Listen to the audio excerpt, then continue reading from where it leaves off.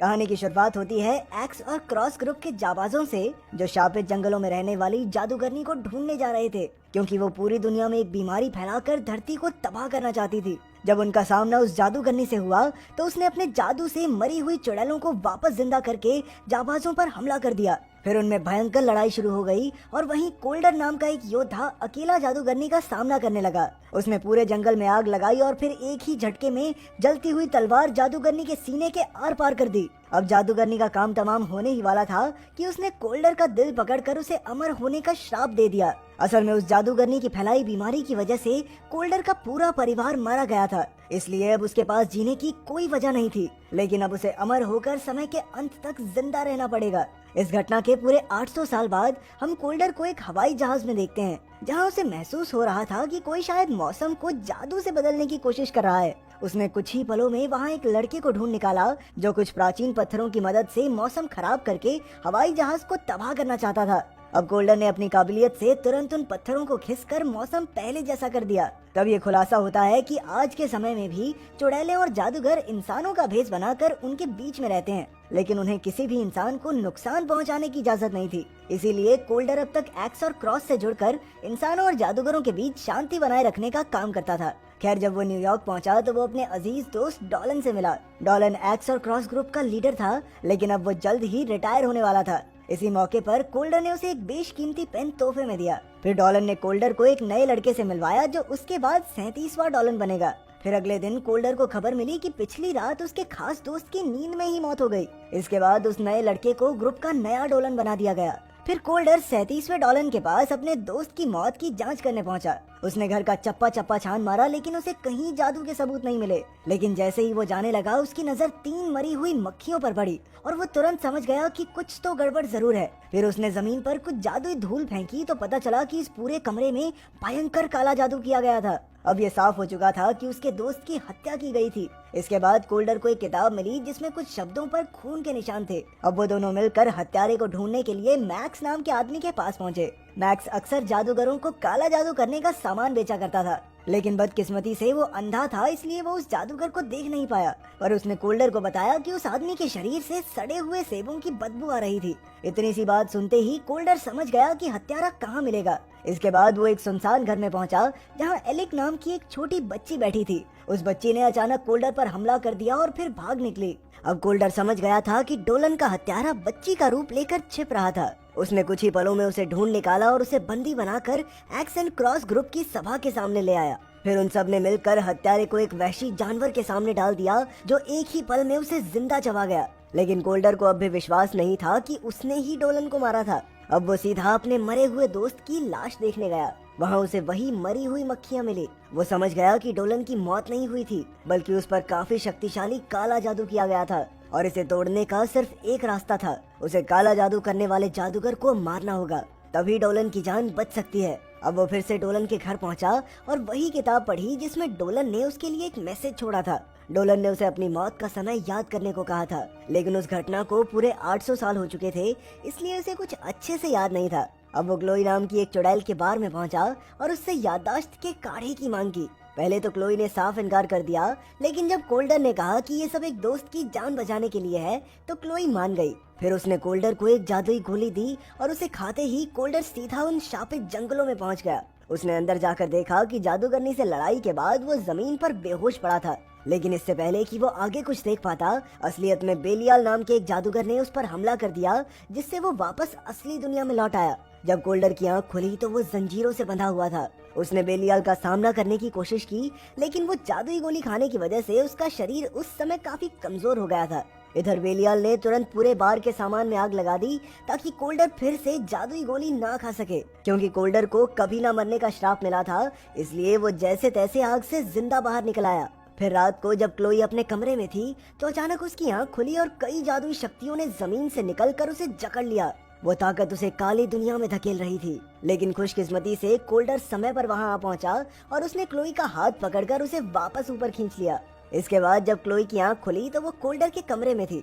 उसने गुस्से में कोल्डर से झगड़ा करना शुरू कर दिया, क्योंकि उसी की वजह से उसका पूरा बार जलकर खाक हो गया था। लेकिन कोल्डर अब भी अपनी यादों की गहराई में जाकर अपनी मौत के समय का सच जानना चाहता था।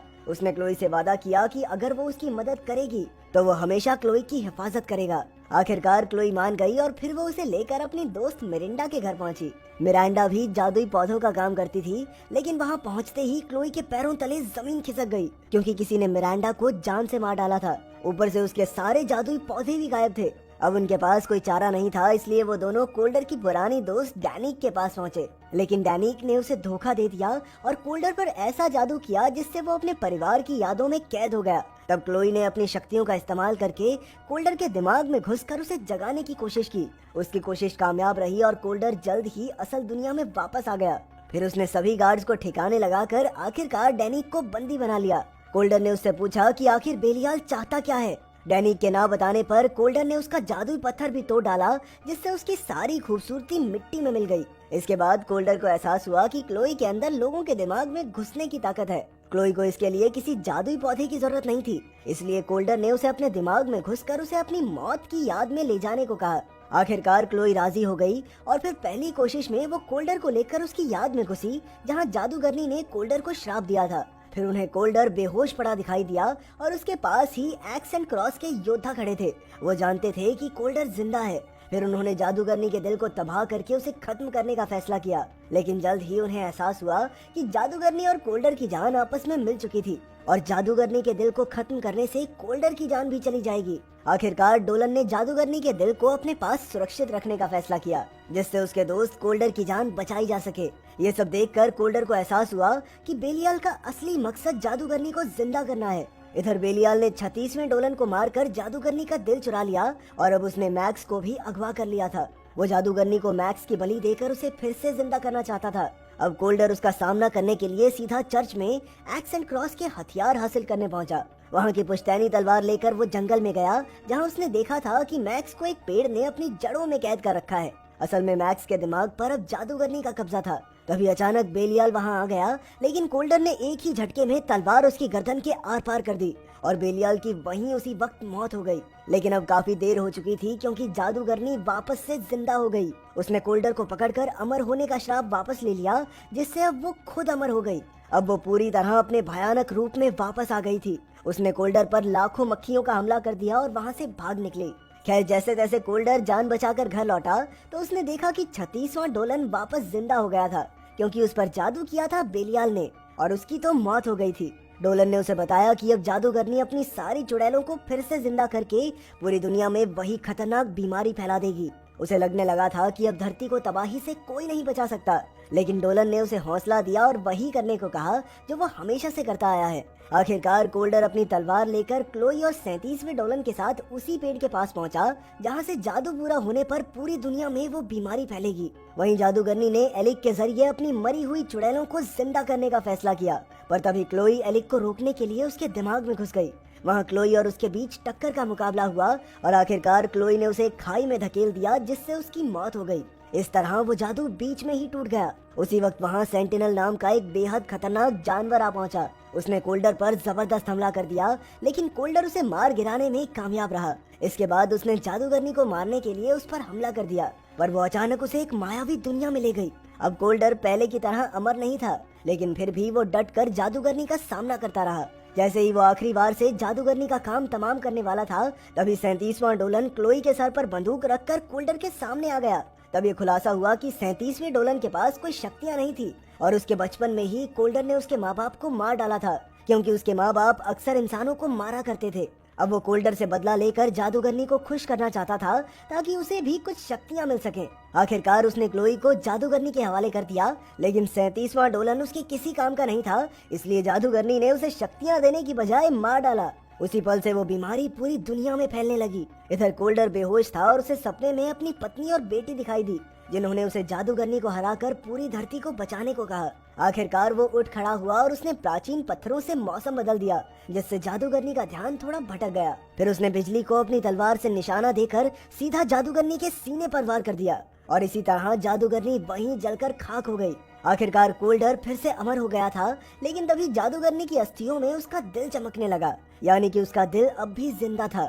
अब कोल्डर ने उसके दिल को तबाह करने का फैसला किया, हालांकि वो जानता था कि इससे वो खुद भी मारा जाएगा। पर तभी क्लोई ने उसे रोककर कहा कि दुनिया को अब भी उसकी जरूरत है। फिर क्लोई ने हमेशा उस दिल को सुरक्षित रखने का वादा किया ताकि कोल्डर जिंदा रह सके। आखिरकार कोल्डर 36वें डोलन के पास पहुंचा और कहा कि अब से वो एक्स एंड क्रॉस के साथ काम नहीं करेगा। इसके बाद वो और क्लोई मिलकर अपने अगले मिशन